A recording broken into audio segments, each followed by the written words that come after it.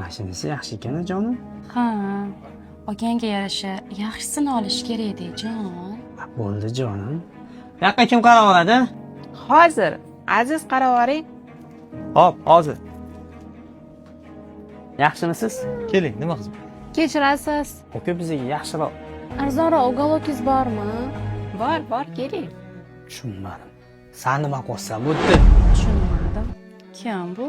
Sangitga ajrashgan xotinim Nashib. Ajrashgan bo'lsangiz, nima yo'lda ketdingizdan poylab yuribdi? Sanga yana qancha pul berishim kerak? Mana ko'zimga ko'rinmasligi uchun. Ketizdan poylab yurganim yo'q.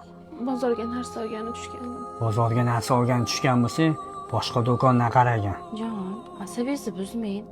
Uylangan ayolingizni qarang, xunuvligan. Oka, narxini ish bildiring.